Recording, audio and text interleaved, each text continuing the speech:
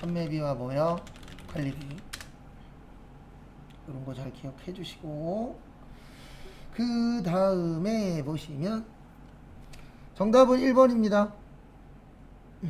정액법, 정률법, 연소학계법 맞는데 유효이자율법 아니에요. 유효이자율법은 우리가 공부할 때 뭐야? 사칙.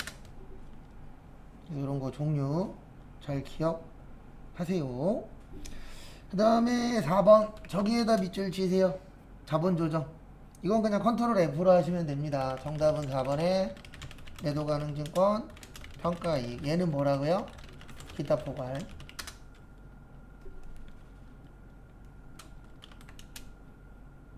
그 다음에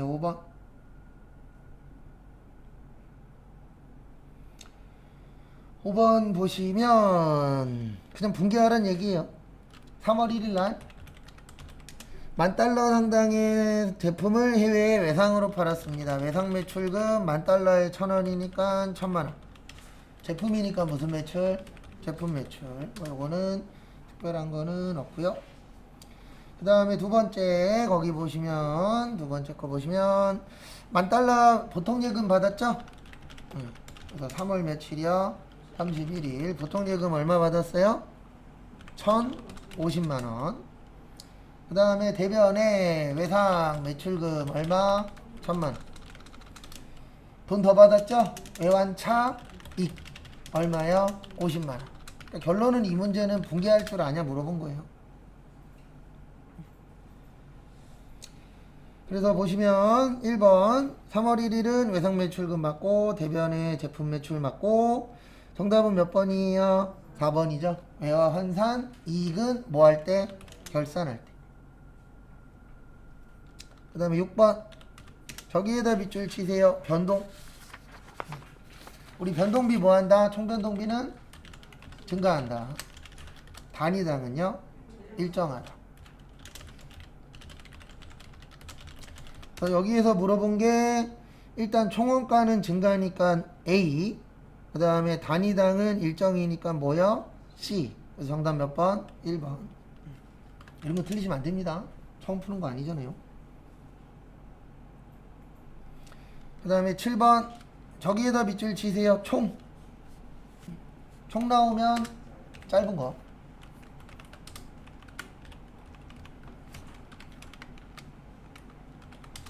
그래서 총 나오면 뭐 한 거요? 짧은 거. 그 다음에 무슨 품? 제공품. 많이 풀어봤었죠? 그래서 제공품 보시면 기초 제공품 단기총 제조원가 팔리면 뭐야? 완성되면 단기제품 제조원가죠. 그래서 거기 보시면 기초 얼마? 50만원. 총 얼마? 200만원. 기말 얼마요? 100만원. 차대 어때야 된다? 같아야 된다. 그러면 얼마요? 150. 근데 물어본 거는 뭐 물어봤죠? 네, 매출원가 물어봤죠. 그러면 차변의 기초 제품, 단기 제품, 제조원가, 팔리면 매출원가, 남으면 기말 제품. 얘는 또 왜 또 바깥에 나가 있어? 그래서 또 같이 보시면은요, 1번. 네, 그 다음에 아까 단기 제품이 150, 기초가 40, 기말이 얼마야? 45. 차대 어때야 된다? 같아야 된다. 145만원. 이런 거 틀리시면 아니되옵니다. 어려운 거 아니잖아요. 그 다음에 8번은 저기에다가 밑줄 치세요. 보조부문. 지긋지긋하게 나오죠? 계속 나옵니다. 우리 보조부문 배부 방법에 몇 가지 있어요? 3가지 있어요. 직접, 단계, 상호. 그러니까 보조부문 상호 간의 용역수수 관계가 중요하지 않아. 그 다음에 배부 순서를 뭐 하자? 정하자. 그 다음에 직접 배부와 상호의 무슨 단계? 절충 단계. 그 다음에 가장 정확. 계산은 복잡.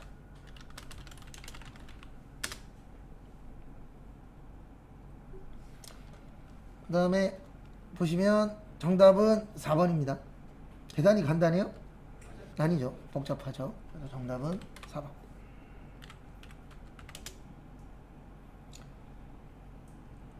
그 다음에 9번 또 나왔죠. 개별하고 뭐요? 고정. 계속 나옵니다. 그래서 보시면 개별은 뭐한 거? 비싼 거. 그 다음에 종합은요? 싼 거.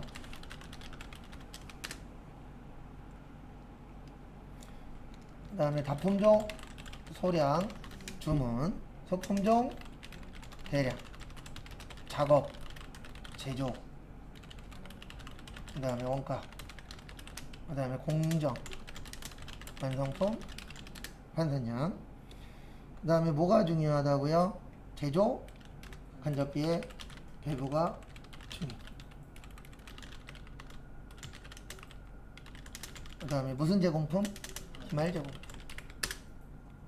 그래서 보시면 1번 개별은 직접 재료비, 노무비, 간접비 부분하여 원가표에 집계한다. 맞습니다. 2번 종합은 동종 제품을 대량 생산하는 거 맞죠? 그 다음에 3번 종합은 총제조 원가 완성품 환산량 맞죠? 종합이 정확해요? 개별이 정확해요? 네, 개별이 정확하죠? 그래서 정답 몇 번이요? 네. 그 다음에 다음 것도 보시면 10번 저기에다 빗줄 치세요. 완성품 무슨 양? 환산량. 더 완성품 환산량을 또 계산해 보시면 가공비입니다. 가공비는 무슨 발생? 네, 균등 발생. 그래서 거기 보시면은 잠시만요. 평균법 어떻게 되죠? 네, 평균법은 평균법의 완성품 환산량은 1 플러스 말. 그 다음에 선입선출법의 완성품 환산량은 1 플러스 말 마이너스 초로 하면 되죠. 그 다음에 거기 지문에 보시면 뭘로 하라고 되어 있어요? 가공비죠. 그래서 완 몇 개요? 500개. 그 다음에 말 몇 개요? 200개. 근데 50%니까 몇 개?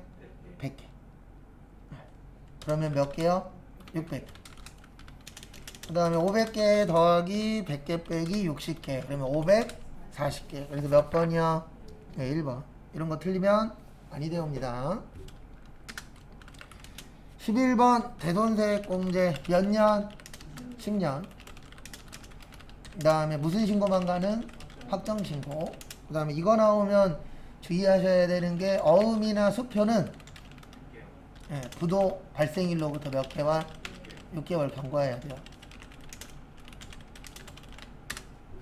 그래서 그거 조심하시고. 그 다음에 12번. 그래서 정답은 몇 번이요? 1번. 12번은 재화 또는 용역의 공급으로 보지 않는 것이죠.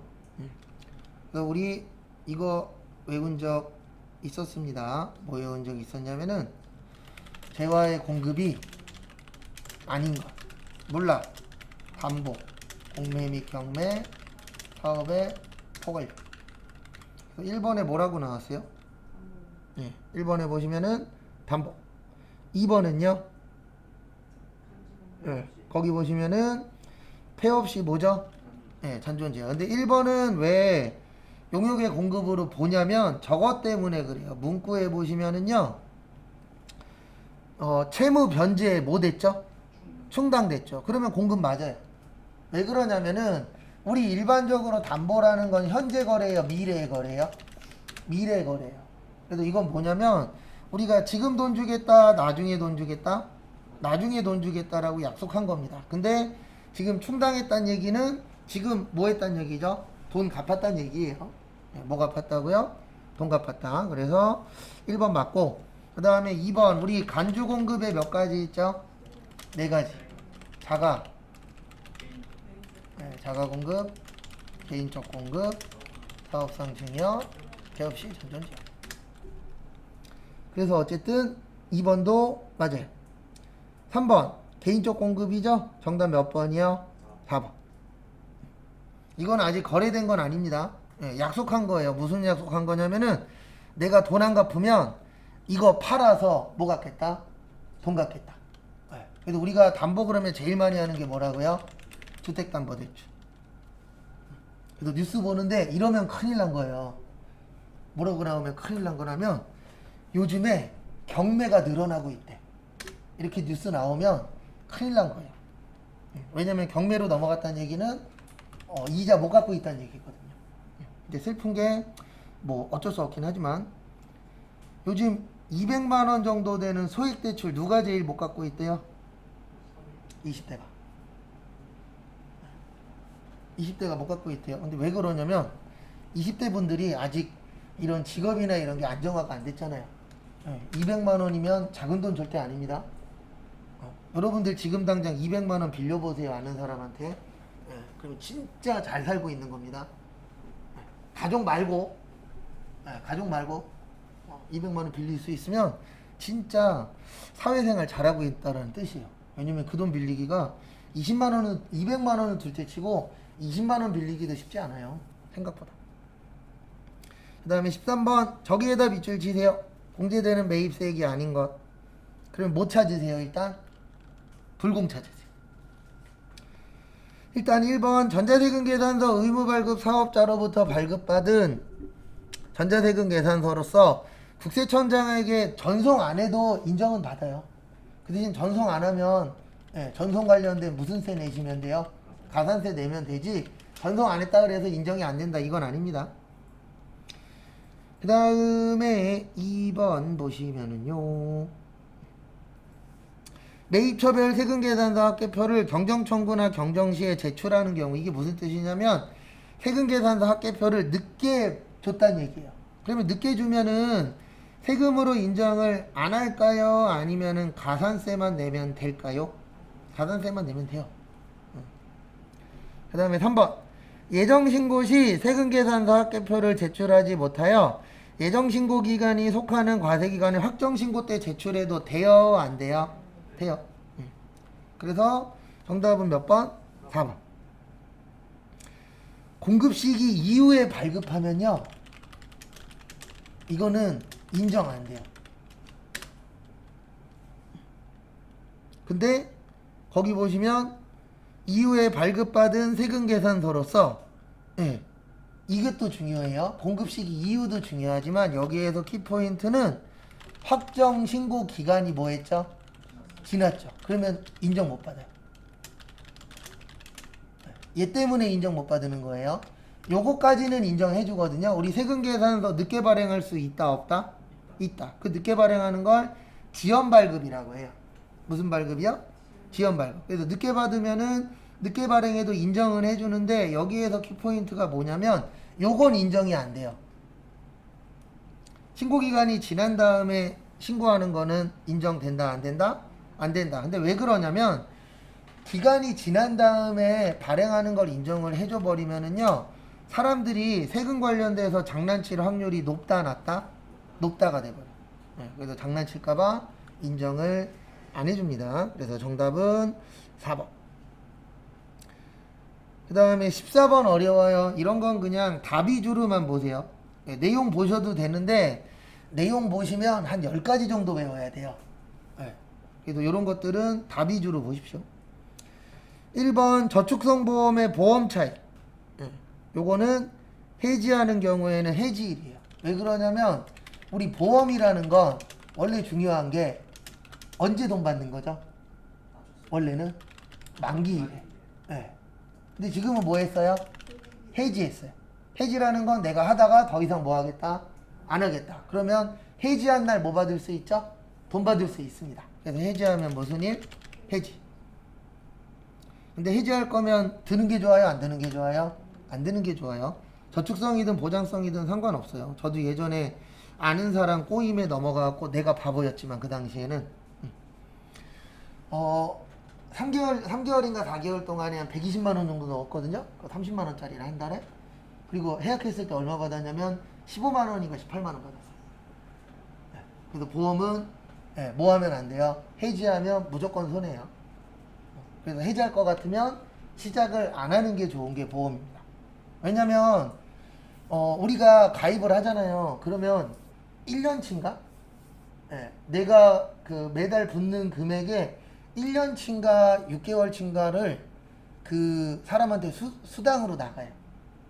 예, 그래도 무조건 적자입니다.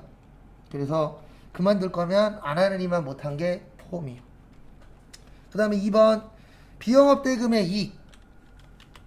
비영업대금의 이익은 약정일이에요.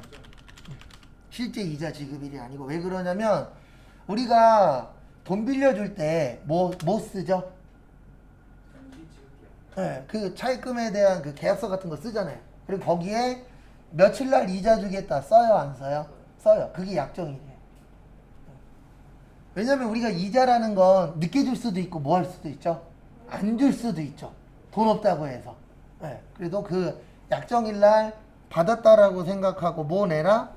세금 내라라고 되어 있습니다. 그리고 하나 기억하셔야 되는 게 우리 이자는 몇 프로? 14%. 비영업대금의 이익은요? 네, 요거 잘 기억하고 계세요. 이것도 가끔씩 물어봅니다. 그래서 정답은 2번. 그 다음에 무기명 채권은 실제 받은 날이에요. 왜 그러냐면 무기명이라는 건 뭐죠? 누구 건지 안다 모른다? 모른다. 이때는 실제 받은 날. 그 다음에 기명 채권은요? 네, 약정일에 대한 지급. 기명 채권은 뭐죠? 누군지 아는 거죠. 그 다음에 4번 이자와 할인액은 상환일이에요. 근데 뭐 이런 것들은 다비주로만 보세요. 15번은 저기에다 밑줄 치세요. 원천징수. 이거는 말뜻을 이해하시면 맞출 수 있는데요. 원천징수의 뜻이 뭐죠? 네, 그러니까 간단하게 설명드리면 돈 주고 받을 때 뭐 하는 거죠? 네, 세금 떼고 네, 주고받는 것을 뭐라 그래요? 원천징수라 그래요. 그래서 기타소득의 대표적인 게 우리 공부할 때 복권이거든요. 복권 당첨금 받을 때 세금 떼고 받아요? 그냥 받아요? 네, 떼고 받아요. 그래서 1번 맞고요. 퇴직소득, 퇴직금이잖아요. 퇴직금 받을 때 못 떼고 받죠? 네, 세금 떼고 받아요. 그 다음에 근로소득, 우리 월급 받을 때 못 떼고 받죠? 네, 세금 떼고 받죠? 그래서 정답은 몇 번? 4번.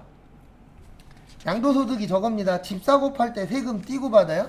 아니죠. 원금 다 받습니다. 맞죠?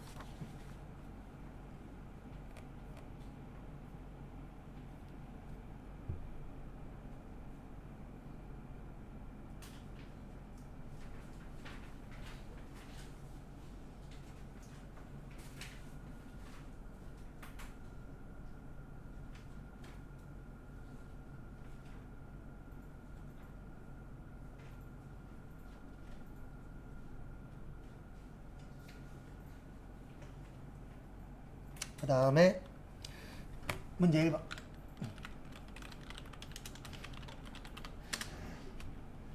저기에다 밑줄 치세요. 영업부 거래처. 무슨 비? 접대비. 네, 무슨 예금? 보통예금. 1번 끝. 그 다음에 재산세, 자동차세, 회비 나오면 뭐야? 세금과 공과. 그래서 4월 10일 세금과 공과. 그리고 아무 말 없으면 몇 번 때? 800번 때.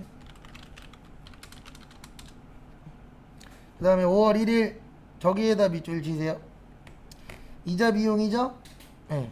그 다음에 저기에다 밑줄 치세요. 완공 예정일은 언제다? 내년이다.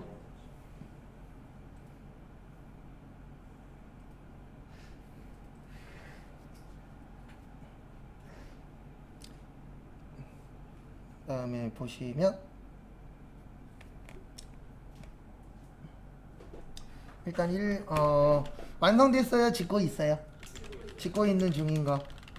네, 건설 중인 자산.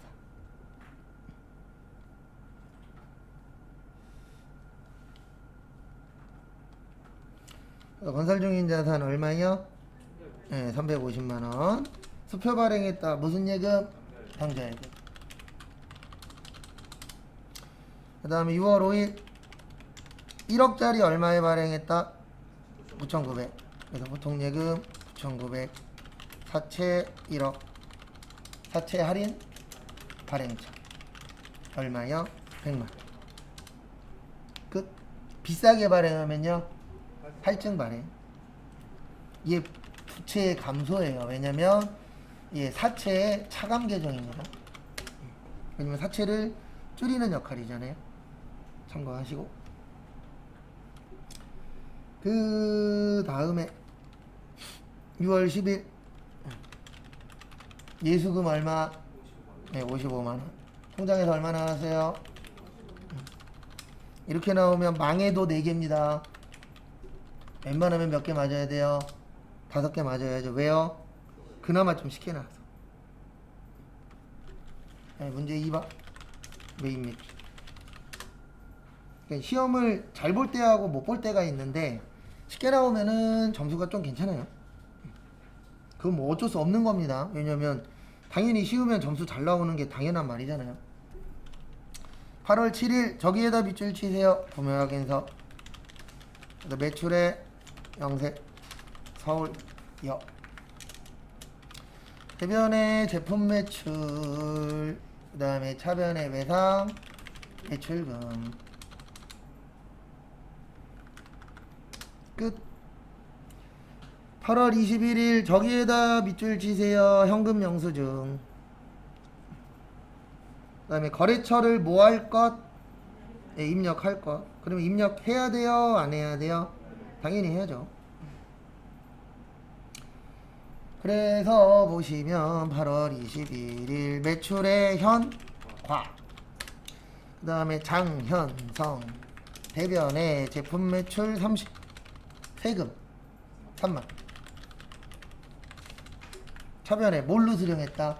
얼마 수령했다? 33만.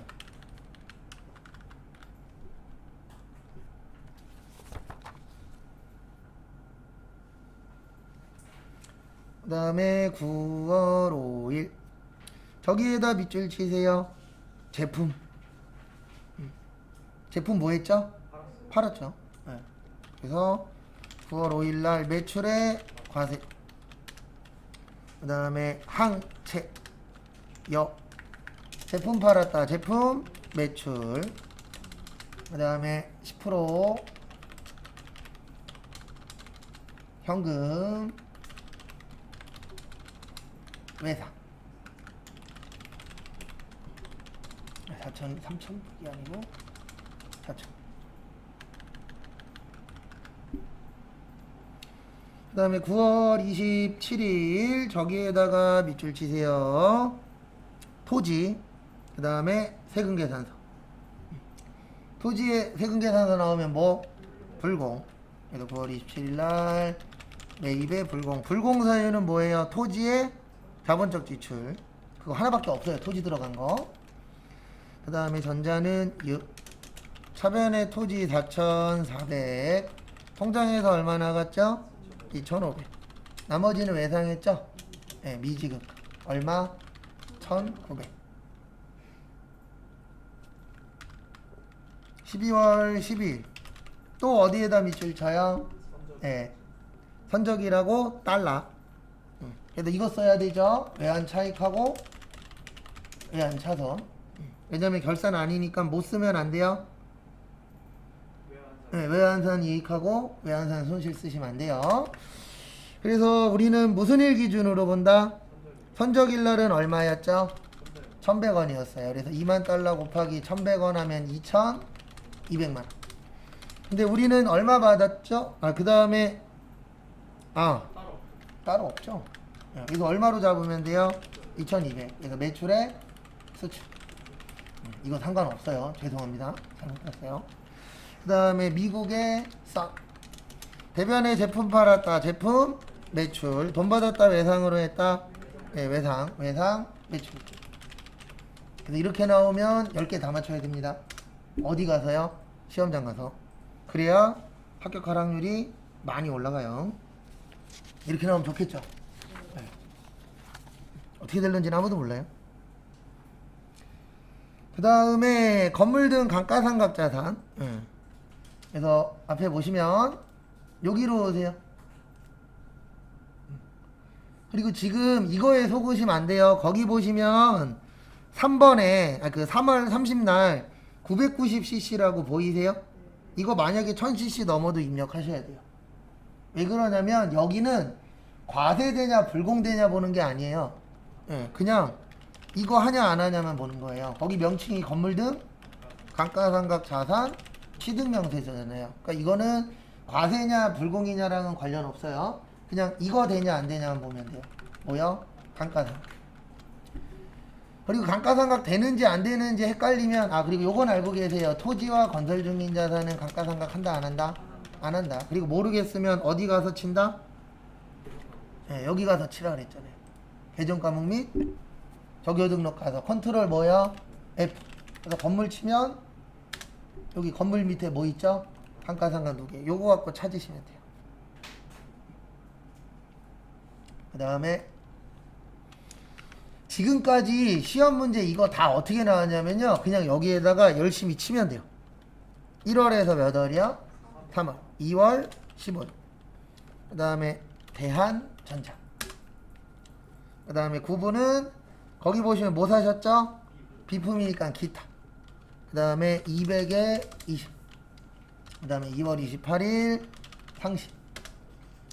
그 다음에 기계 사셨죠? 기기장치. 3000에 300. 그 다음에 3월 30일 대한모터스 차량 운반금 1500에 얼마요? 150. 끝. 요러면 몇 점? 3점. 그래서 이거 나오면 괜찮다 그랬죠.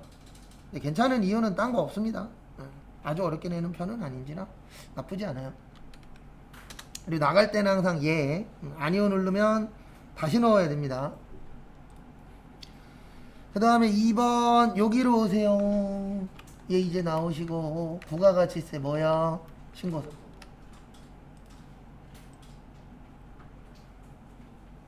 그래서 이제 너무 많이 풀어봐서 신고서 그렇게 나쁘진 않죠. 오히려 시험장 갔을 때 이거 안 나오면 그리울걸요. 왠지 아세요? 이거 안 나오면 더 쉬울 거라고 생각하는데 네, 더 어렵습니다. 뭐가 더 어렵냐면 딴 게 더 어려운 게 아니고 더 이상한 거네요. 네. 그러니까 어떤 분들 보면 자주 나오는데 본인 잘 안 된다 그래서 그거 안 나오면 좋겠어요 그러시는데 그냥 자주 나오는 게 더 좋아요. 왜냐면 그 자주 나오는 거 안 나오면 계산 망측한 거 하나 던져줘요. 네. 그리고 항상 이거 먼저입니다. 첫 번째 매출의 뭐요? 과세. 부가세 신고서. 그래서 1번은 매출과세. 2번은 네, 매출카과 매출형과 매출건별. 그 다음에 3번은 매출의 서출. 무슨 일기준? 선적일기준. 그리고 꼭 뭐 가져가시라고요? 계산기. 근데 공학용 계산기 안 됩니다. 무슨 용 계산기는 안 되신다고요? 공학용 계산기 갖고 가시면 안 돼요. 그래서 3만 달러 곱하기 1750원 하면 5250만. 그래서 매출 먼저 넣을게요. 1번에다가 2억 5천에 2,500인데 이렇게 나오면 조심하셔야 되는 건 하나밖에 없어요. 우리 저번에 풀었었는데 만약에 여기가 영세 포함이다. 네, 그러면은 부가가치세의 10%만 여기에다 넣는 거예요. 10%가 해당되는 것만. 그러니까 만약에 이렇게 나올 수 있어요. 어떻게 나오냐면은 매출처별 세금계산서 합계표가 3억에 2,500이래. 이렇게 나오면 과세는 2억 5천에 얼마요? 2,500. 그 다음에 영세는요? 5천. 이렇게 구별할 줄 아셔야 돼요. 어렵게 나오면 이렇게 나와요. 우리 저번에 한번 봤잖아요. 어젠가 저번 주인가 이거 비슷한 거 있었죠? 근데 그렇게 안 나오면 나머지는 별 볼 일 없어요. 그냥 그대로 치시면 돼요. 그래서 지금은 2억 5천에 얼마요?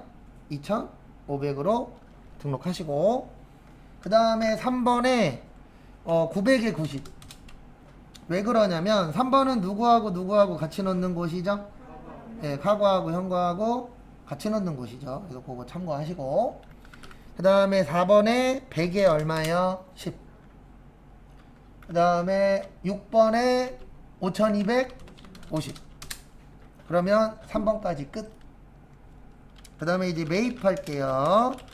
매입 과세의 일반, 그 다음에 매입 불공의 일반인데 여기에서 주의하셔야 되는 건 하나밖에 없습니다. 뭐 조심하셔야 돼요? 네, 거기에 포함됐다라고 쓰여 있죠? 네, 그거 조심하셔야 됩니다. 그 다음에 6번 신용카드로 중고차 사셨죠? 네, 요거 매입에 뭐예요? 카과예요. 불공 아니에요. 왜냐면 거기 옆에 뭐라고 써 있죠? 공제 대상이. 그게 무슨 뜻이에요? 네, 공제할 수 있다라는 뜻입니다. 그래서 매입 카과의 고정.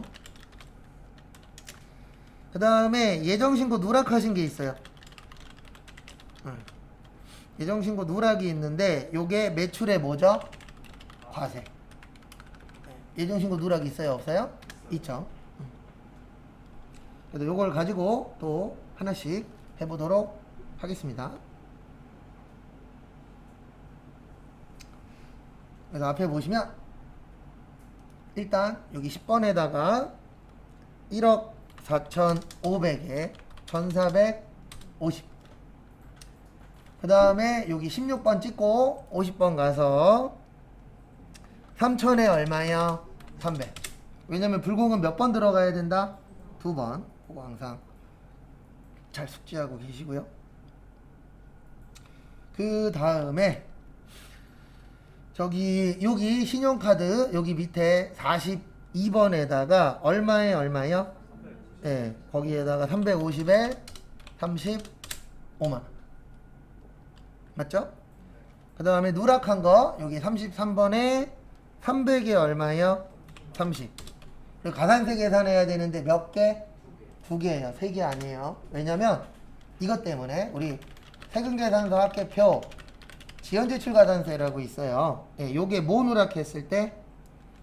예정신고 누락했을 때. 그다음에 매출과세, 매출영세, 매입과세의 이중공제랑 과다환급. 그러면 여기까지면은 원래 지연제출가산세 계산을 해야 돼요.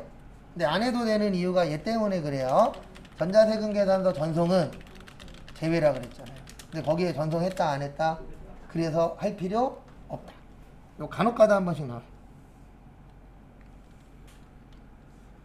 그 다음에 신고불성실. 신고불성실은 30만원 곱하기 10% 곱하기 25%에서 7,500원 나오죠. 그래서 이렇게 하시면 됩니다. 여기 가서 30에 7,500원. 납부지연은 별도로 계산하실 필요 없어요. 컴퓨터한테 뭐 하면 돼요? 맡기면 돼요.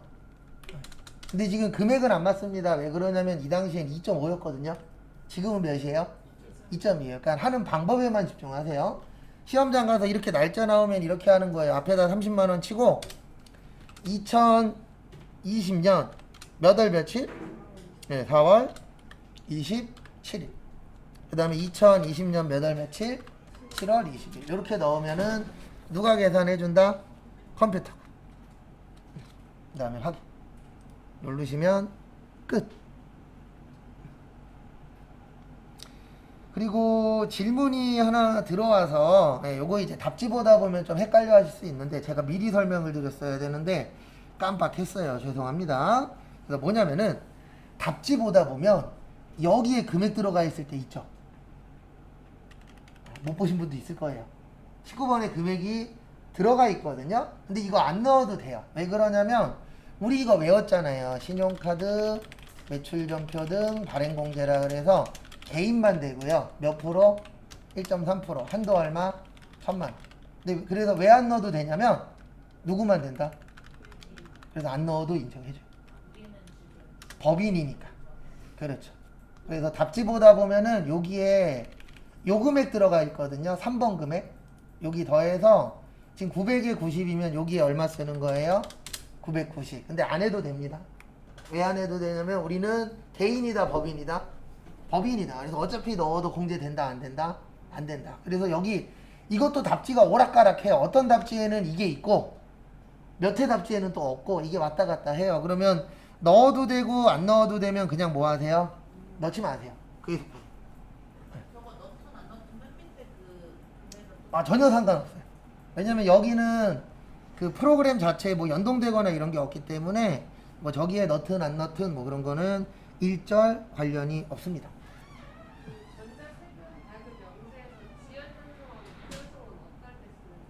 말 그대로 지문에 지연 전송했다. 네, 라고 나오면 지연 전송. 그다음에 전송 안 했다. 그러면 뭐요? 미전송. 네. 그거에 맞춰서 나오시면 돼요. 그러니까 지연 전송이 뭐냐면 이런 거예요. 만약에 우리가 5월 1일 날 세금 계산서 발행을 했어요. 그러면 언제까지 발행할 수 있죠? 네, 원칙은 5월 2일이에요. 예외는 6월 며칠까지? 10일까지예요. 네. 발행은 아이고 죄송합니다. 전송은 6월 11일까지예요. 왜 그러냐면 전송은 발급일 언제까지? 다음 날까지. 근데 왜 그러냐면 우리 예외가 다음 달 며칠까지 발행할 수 있다? 10일까지. 근데 만약에 이날 전송을 안 했어. 네. 우리 1기 확정이 몇 월에서 몇 월이죠? 4월에서 6월이죠. 그러면 언제까지 세금계산서 발행해야 돼요? 7월 10일까지 가능하죠. 맞죠? 네. 그 다음에 전송은 언제까지? 7월 11일까지. 맞죠? 근데 이날까지 발행을 했어. 요때 거를. 네, 요때 거를 이때까지 전송을 했어. 그러면 그게 무슨 전송? 지연 전송. 그 다음에 전송 아예 안 했어. 그럼 뭐야? 미전송. 그냥 간단하게 그냥 이렇게 생각하시면 돼요. 지문에 전송은 했는데 늦게 전송했대. 그럼 뭐야? 지연 전송에다 넣으시면 되고. 근데 낸 적은 없어요. 근데 왜 그러냐면 이거 날짜 때문에 되게 애매모시게 하거든요. 내신 분이 잘못 내면 무슨 정답이 될 수 있어요? 모두 정답이 될 수 있어요. 그래서 지금까지 한 번인가? 네, 잘 내진 않아요. 종이세금 계산서는 여기 62번. 네. 그래서 이것도 왜 내냐면은 이건 외우고 계셔야 돼요. 이건 이론에도 내요. 우리 전자세금 계산서 의무 발행자라고 있어요, 없어요? 있죠. 법인하고 개인 중에서 직전연도 공급가액이 1억 원이죠. 이게 내년 7월 1일부터 얼마로 바뀌어요? 8천으로 바뀌어요. 근데 지금은 얼마예요? 1억이에요.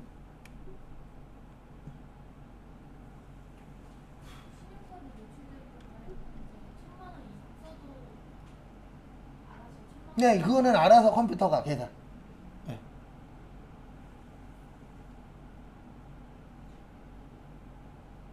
그런 건 잘 만들어 놨어요. 계산하거나 뭐 이런 거는. 네. 그러니까 이런 거 계산은 내가 입력을 빼먹지만 않으면 누가 다 해줘요? 컴퓨터가 다 해줘요. 참고로 도전 프로그램이 나온 지 20년 넘었어요. 네. 그러니까 이런 회계 관련된 프로그램이 나온 지 엄청 오래됐어요.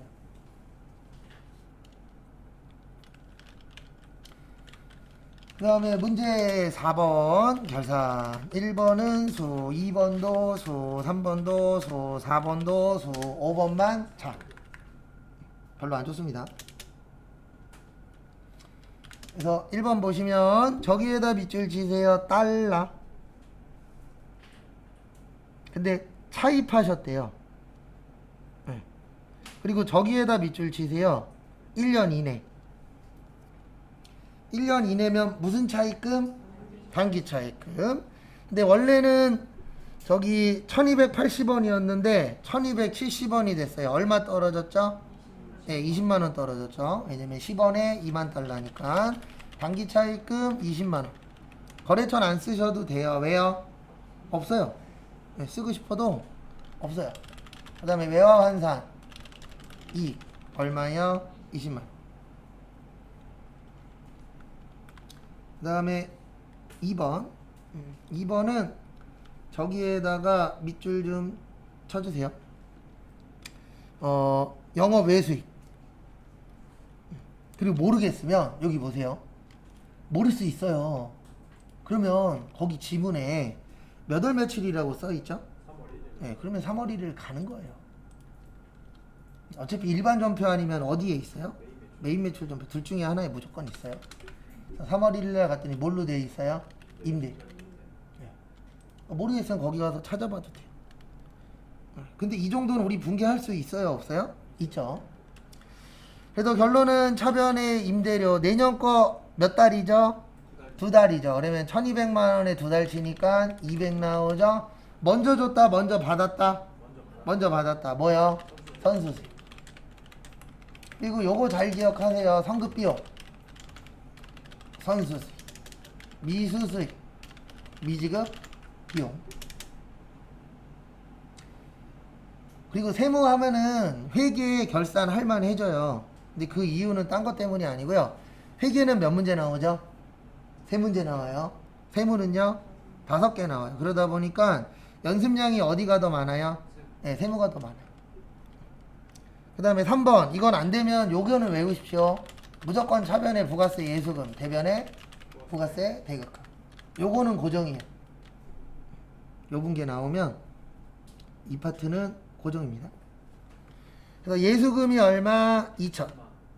대급금이 얼마? 1,400. 그러면 이렇게 이해하셔야 돼요. 예수금은 매출이에요. 뭐라고요? 매출. 매출이 많다, 매입이 많다? 네, 매출이 많다. 그러면 뭐다? 세금 내야 된다. 그 다음에 대급금이 많다. 그러면 세금 뭐 해야 된다? 돌려받아야 된다. 환급받아야 된다. 이렇게 기억하시면 돼요. 그 다음에 거기 보시면 환급세액은 미수금 잡으래요. 못 받은 돈 얼마 있었죠? 400. 그럼 원래 우리가 600을 내야 되는데 못 받은 거 400 뺐어요. 그러면 원래 얼마 내야 되죠? 200 내야 되는데 인터넷으로 신고했다고 얼마 깎아줬어요? 네, 10,000원 깎아줬죠. 무슨 이익으로 써라? 자비익. 그래서 원래는 200 내야 되는데 얼마만 내면 된다? 근데 지금 낼 거다. 내년 1월 25일 날 낼 거다. 네, 그래서 냈다 안 냈다? 네, 미지급 세금. 그러니까 연결 시켜보는 것도 하나의 공부라면 공부입니다. 어떤 거요? 자비입금을 뭐요? 미수금에다 포함시켰다고요? 그럼 틀리죠, 당연히. 왜냐면 거기 지문에 써 있잖아요. 따로 잡으라고. 아, 거기 빼놨구나. 오, 죄송합니다. 요때는 빼놨네요. 이거 외우세요. 뭐 외우냐면 가산세는 세금과 공과. 그 다음에 저기 세액공제는요 자비. 여기 일부러 빼놨네. 근데 이거는 왜 틀리냐면 다른 문제 찾아보시면 다 이거에 맞춰서 처리가 되어 있어요. 그래서 이때 내신 분은 이렇게 생각하고 내신 거예요. 이제 어느 정도 파악했겠지 라고 생각하고. 그래서 요거 외워 놓으세요. 죄송합니다. 저는 당연히 써놨겠지라고 생각했는데 왜냐면 다른 문제는 다 써놨거든요. 근데 요 문제는 뭐 했어요? 빼놨죠. 그 다음에 4번은 저기에다 빗줄 치세요. 장기차입금 그 다음에 1월 31일 1년 넘던 게 몇 년 이내가 됐죠? 네, 그러면 차변의 장기차입금 대안 대변의 유동성 장기부채. 그래서 개정 과목은 정해져 있는 걸로 사용을 하셔야 돼요. 그래도 우리 1년 넘었던 게 1년 이내가 되면 뭘로 처리해요? 유동성 장기부채.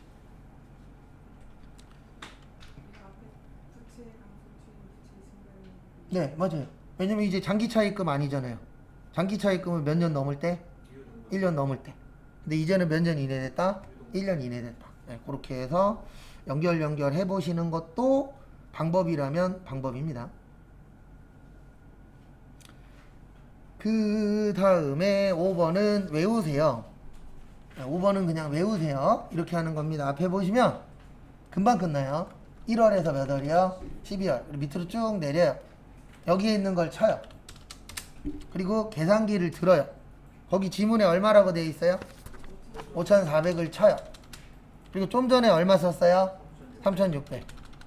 그러면 얼마 남죠? 1,800을 밑에다 뭐예요? 쳐요. 그리고 무슨 추가? 이러면 끝. 틀렸어. 괜찮아요. 연습해서 맞추면 되죠. 이거 뭐 어려운 것도 아니고 항상 하는 얘기죠. 우리 아직 시험 봤어요? 안 봤어요? 안 봤어요. 그게 중요한 겁니다. 네, 그건 신경 쓰지 마세요. 이 회사가 이익이 나냐 손해가 나냐 우린 지금 그걸 보는 게 아니기 때문에 손해가 100억 나도 상관없어요. 왜냐면 진짜 회사 아니니까 그런 건 신경 안 쓰셔도 됩니다. 근데 괜히 신경 쓰이죠. 예. 원래 그래요. 회사는 뭐 나야 돼요? 이익 나야 돼. 근데 지금 큰일이에요. 아주 그냥 이대로 나가면 일본이 잃어버린 20년 했잖아요. 제가 이거 작년부터 밀고 있는 거긴 한데 안 되길 바라면서 얘기하고 있거든요. 근데 될 것 같아요. 대한민국은 잃어버린 30년 될 것 같아요. 분위기가. 네. 네. 이거 지금 저 혼자 얘기하고 있는 거 아닙니다. 외신들에서도 지금 대대적으로 다루고 있어요. 대한민국 뭐하다? 위험하다. 왜냐면 현재 가계부채, 기업부채 다 합치면요. 우리나라 GDP의 3배예요. 우리나라가 1년 동안 벌어도 부채를 못 갚아요. 네. 아무것도 안 써도. 근데 계속 써요, 안 써요? 쓰죠. 네. 그럼 마이너스는 계속 올라갈 거고. 경기는 계속 뭐해지고 있어요? 안 좋아지고 있고. 물가는 뭐 하고 있죠? 오르고 있죠. 전 물가 오르는 거 확실히 느끼는 게 마트 가면 제가 장 보거든요. 그 와이프가 못된 게 나한테 카톡을 보내요. 미리. 네. 그리고 사면서 오빠 카톡 봐봐. 네. 근데 왜 그러냐면 배운 게 도둑질이라고. 네. 제가 뭐가 빨라요? 산수가 빠르죠. 네.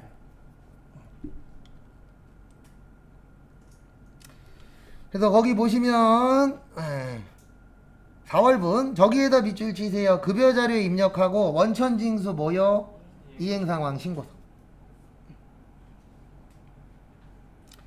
그래서 결론은 이렇게 해주시면 됩니다. 일단 기본급은 여, 상여는 부, 직책은 여, 월차도 여, 식대는 별도로 제공하지 않으니까 여, 자가운전 보조금은 여, 교통비 지급 안 하죠. 야간 근로는 부. 그리고 안 넣은 거 없죠? 네. 그 다음에 나와요. 잠시만요.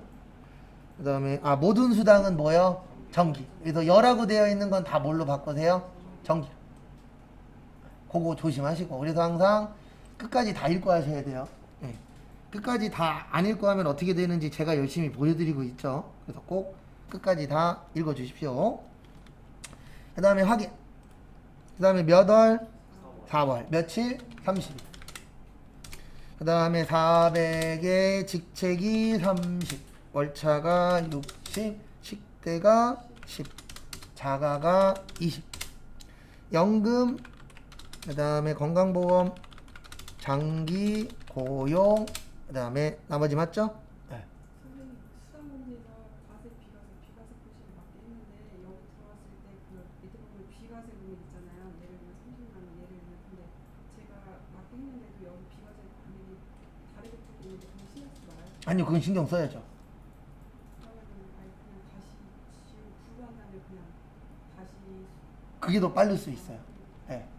그건 신경 써야 돼요. 왜냐면 지금 식대 10만 원에 자가운전 얼마죠? 그럼 여기 얼마 떠야 돼요? 30만 원. 이건 맞아요. 네. 그 다음에 이제 어디로 가요? 원천징수, 이행상황, 신고서.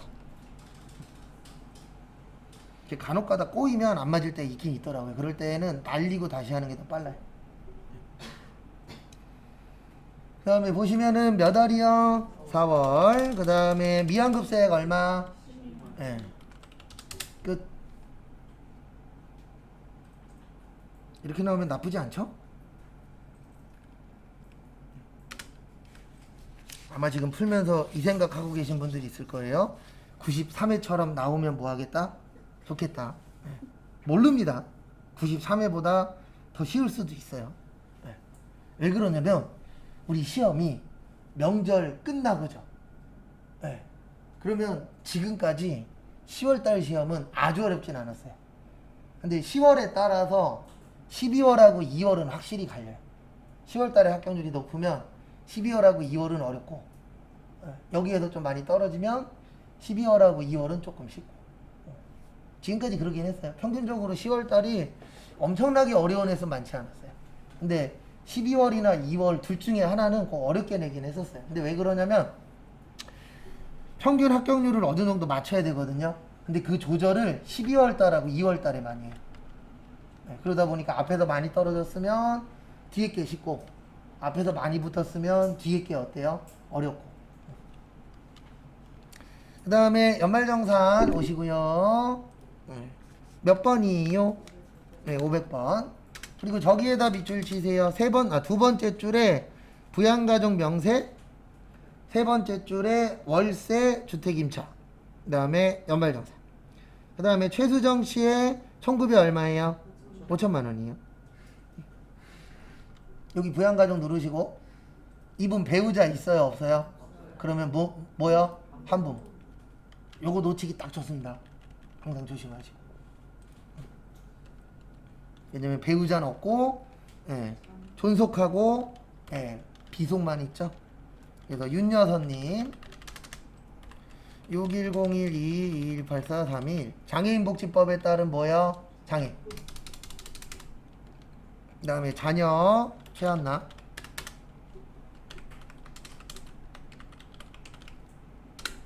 몇 세 이하? 20세 이하. 끝. 요건 별거 없죠? 그 다음에 주택 임대차 월세. 그래서 월세 오셔서 홍현우 씨. 그 다음에 유형은 어디 갔냐? 단독주택. 그다음에 면적은 60. 경기도 성남시 분당구 판교동 5. 그 다음에 2020년 1월 1일에서 12월 31일 연간 월세 얼마요? 840. 그러면 월세도 끝. 그 다음에 밑에 보시면 신용카드.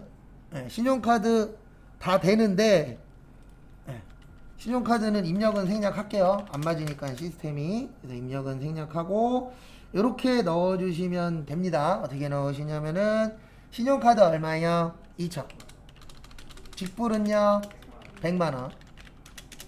전통은요? 40만원. 현금 영수증은요? 120만원. 보험료 일반 보장성 돼요.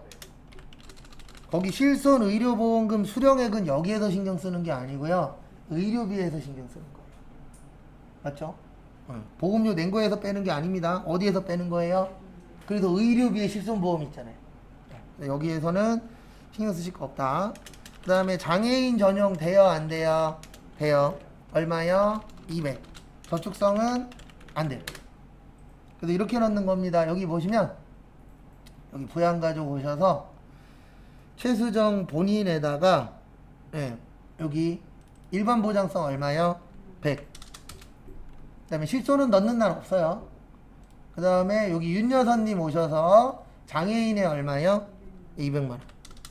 저축성 넣으면 된다 안 된다? 안 된다. 그 다음에 의료비 시력보정용 안경 돼요. 얼마만 돼요? 50만원. 그래서 여기에다가 국세청장에 저기 본인의 얼마만요? 50만. 그리고 이거 이 당시에는 문제가 좀 잘못된 게 실손보험은 받았는데 어디에 받았는지는 안 나와 있죠. 그래서 입력 생략할게요. 왜냐면 이 당시에는 요거 넣는 단이 없었어요. 이 당시에는 실손보험 받아도 세금에서 안 뺐었거든요. 보험료에서. 그래서 요거는 생략할게요. 근데 시험 때는 나올 거다 안 나올 거다? 나올 거예요. 어느 보험 어느 의료비에서 실손보험 받았다. 그러면 그거 뭐 해주셔야 돼요? 당연히 차감해 주셔야죠. 그 다음에 또 교육비 원격대학 돼요. 중국어학원 안 돼요. 학원비 누구만? 미취학 아동. 그래서 여기 본인에다가 여기 교육비 가셔서 얼마요? 200만. 그 다음에 윤여선님 의료비 돼요. 노인대학 안 돼요. 노인대학이라고 나오면 안 돼요. 뭐라고 나와야 돼요? 장애인 아니요. 장애인 교육이 붙어야 돼요. 이분이 장애인이냐가 중요한 게 아니에요. 명칭이 중요한 거예요. 그래서 장애인 교육이라는 게 붙어야 돼요. 그냥 뭐만 붙으면 안 돼요. 그냥 그분이 장애인이니까는 안 돼요. 그래서 여기 보시면 요게 붙어야 돼요. 장애인 특수가. 근데 거기엔 지금 장애인 특수예요? 그냥 노인대학이에요? 노인대학이에요. 그래서 안 돼요. 그러니까 이런 거는 배우면서 익히면 돼요. 그러면 다음에는 맞출 수 있죠. 그래서 뭐가 나와야 된다고요? 장애인 특수가 붙어요. 요 문구가. 그래서 요것도 조심하셔야 돼요. 보험료도 여기 보시면 여기 보세요. 보험료도 일반 보장성이 있고 뭐가 있죠? 장애인 있죠. 이 보험 명칭에 장애인 어쩌고 저쩌고가 붙어야만 여기에다 쓰는 거예요. 그분이 장애인인데 그냥 일반 보험 들었어. 그러면 위에다 써야 돼요. 그래서 지금처럼 여기 써 있잖아요. 보험료에 뭐라고 써 있죠?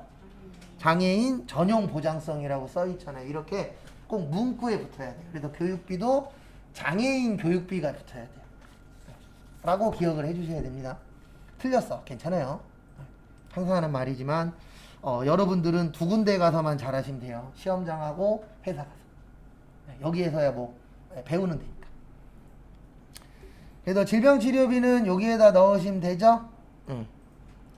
근데 거기 보시면 이분 의료비에다가 국세청장의 어머님 그 다음에 얼마요? 120만. 그러면 알아서 여기 장애인으로 들어가요. 여기는 장애인 따로 나누는 게 없죠.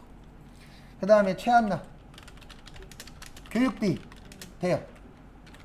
의료비 돼요. 건강진단비 됩니다. 왜냐면 우리나라에 꽤 많은 질병이 건강진단에 의해서 밝혀진대요. 그래서 건강진단비는 의료비로 뭐예요? 인정해줍니다. 그래서 이렇게 하시면 돼요. 여기 최한나 가서 여기에다가 50에 취약자. 그 다음에 의료비 가서 여기 F2. 그 다음에 얼마요? 50만. 끝. 궁금하신 거? 안경 교육비도 의료비에 포함이에요? 네. 시력보정용 안경이 그 의료행위로 인정됩니다. 그럼 신용카드 2천만 원으로 누적하고 50만 원 빼면 안 되는 거예요? 어디요? 신용카드 사용에 대해서 네. 그 안경 구입비를 그러면 빼면 안 돼요? 네, 빼면 안 되죠. 포함이죠. 네, 왜냐면 우리 이중공제 몇 가지 있어요? 3가지. 거기 의료비랑 뭐요? 신용카드. 그러니까 만약에 이게 의료비가 아니고 다른 거야. 그러면 당연히 빼야 되는 거예요. 왜냐면 이중공제 안 되니까. 네. 그 다음에 그 다음에 교복구입비랑 신용카드. 그 다음에 미취학 아동 학원비랑 뭐요? 신용카드. 또 궁금하신 거? 그리고 명칭 잘 보셔야 돼요. 항상. 왜냐면 장난칠 만한 게 명칭이 최고거든요. 그래서 명칭 항상 주의하시고. 그리고 큰 문제 없으면 어느 정도 눈에 익은 것들이 많이 나와요. 그 다음에 여기까지 보시고 잠깐 쉬었다가 12시 20분에 우리 마지막에 푸는 거 있죠? 그거 풀어보도록 하겠습니다.